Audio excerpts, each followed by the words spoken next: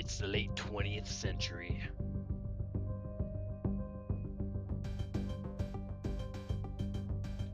Hyper-industrialism has swept the planet.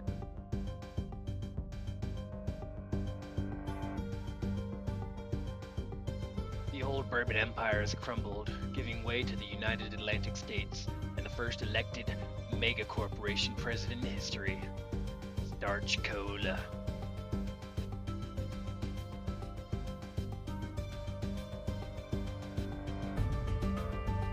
As sea levels rise, cities have become polluted islands.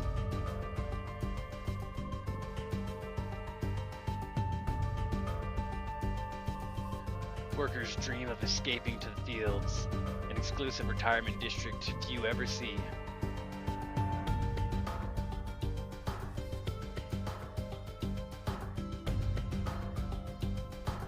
Rival corporations vie for power, leased by the privatized Starch Cola enforcers. Some say justice now only exists in the shadows.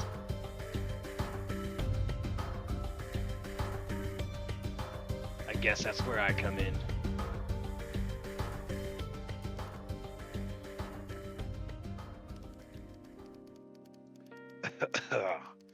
The name's John Shadows. I used to be a cop in this city back when it meant something.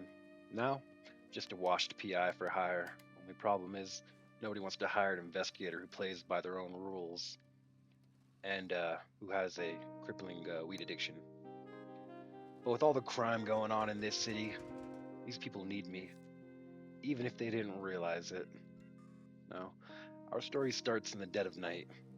As I awoke from a cold sweat and immediately got up and started looking around my apartment for my penjamin, I turned on all the lights and scanned my furnitureless apartment for any sign of my Jar Jar Blinks. And that's when I got a phone call. Who could be calling at this hour? I walk over to the phone and pick it up. Yeah? Hello? Who is this? No answer. All I could hear is heavy breathing. I can only imagine that it was a call from a woman who is madly in love with me but too shy to say anything. I hung up the phone and resumed the hunt for the kid with the striped pajamas, aka the pen. About an hour later, the search migrated to my bathroom, where I started losing my shit. Like a teenager at their grandparents' house, I started raiding my own medicine cabinet for anything that could get me zooted. Pain pills, bandages, anything was better than nothing. As I left my bathroom, ready to down an entire bottle of Tylenol, I looked back and noticed somebody had slipped a note under my door. What could this be, I thought to myself, as I picked up the note. I deciphered the letters to discover a request. Find Milton. I bet this Milton character knows something about my missing pen. Detective mode kicks in as I head over to my city directory and look for Milton's address. I find it, so I head over to my closet and grab my detective stuff. Then, I head out the front door. Turns out Milton lived in the same apartment complex as me, only a few stories up, so I made my way over to his door. Now, I'm not a superstitious man, and I don't believe in coincidence. I know Milton had my pen, and I was gonna get it back one way or another, or my name isn't John Shadows. I knocked on the door. No answer. Guess he's distracted by Jimi Hendrix's new album, High as a Kite. I check under the rug and find a key, oldest trick in the book. I wait for the coast to be clear before I unlock the door and perform a, quote, unscheduled inspection, end quote. Now, I had to be careful. Milton could be anywhere. But where? Something smelled fishy. Or rotten? Oh, I guess that explains that. I immediately searched the body for my missing Obi-Wan Kenobi, but to no avail. As I continue searching the man's apartment, I find his work ID. Yep, that's our Milton. As I stand in his apartment, popping Tylenol like Tic Tacs, it hits me. Whoever killed Milton has my dizzy stick.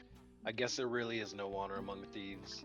Regardless, I was going to bring this criminal to justice. I went through Milton's apartment once more, this time collecting evidence and some of his belongings. An eye for an eye, Milton. As I finished my investigation, I must have tripped a silent alarm. The police were at the door. I had to make an escape quickly. I turned off the lights to give the impression that Milton was in fact alive and he was just going to bed. I then locked myself in the bathroom, and somehow I managed to fit my fat ass in the air vent above the shower. As I made it in, I shut the door to the vents behind me and made my escape. I was crawling through the vents for what felt like hours until I found a metaphorical light at the end of the air vent, a way out. I left the air ducts and then realized quickly that I've just broken into another apartment. God damn it. As I made my way through the dark living room, trying to be quiet as humanly possible, I found the front door, just as the homeowner found me, and genuinely scared the fuck out of me. Luckily, he turned out to be a very understanding guy and decided to let me go after we talked it out.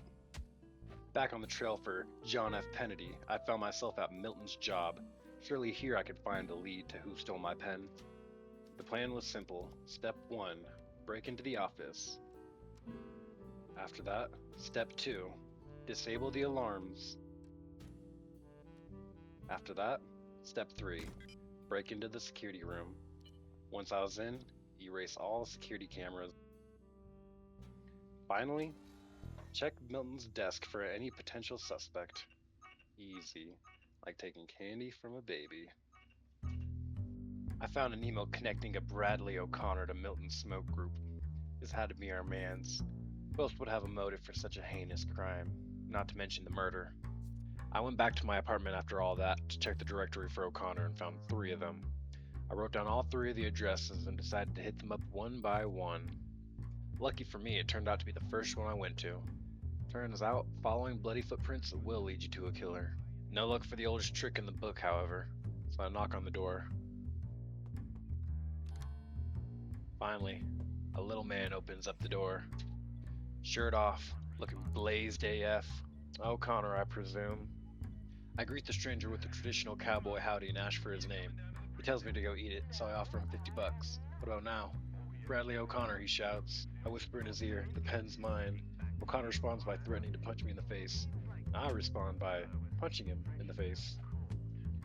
This went on for a short time before O'Connor had the cowardly idea of pulling the alarm switch. I let O'Connor know what happens to snitches. As O'Connor fell to the ground and started breakdancing, I checked his person for my penjamin. Not only did I find that, I also found the evidence needed to lock O'Connor away from Milton's murder. O'Connor's fingerprints matched the ones back at Milton's apartment. Still high off the painkillers and now intoxicated by the Penzel, Washington, I made my way over to the police station, hallucinating. However, I managed to submit my findings. About an hour later, I received a call congratulating me on a job well done. Mystery solved, they say. Hip hip hooray to me, I suppose. Maybe I'll have 2 blinkers tonight when I get home for the world's greatest detective. But even the world's greatest detective couldn't deduce this coming. Repossession. Maybe there's a lesson to be learned here. Maybe I should take jobs that actually pay. Or maybe capitalism is the real criminal. Either way. Thank you guys so much for watching the video. I had a lot of fun making it, and if you enjoyed the video at any point, please hit that like button and subscribe for more content in the future. Keterman logging out.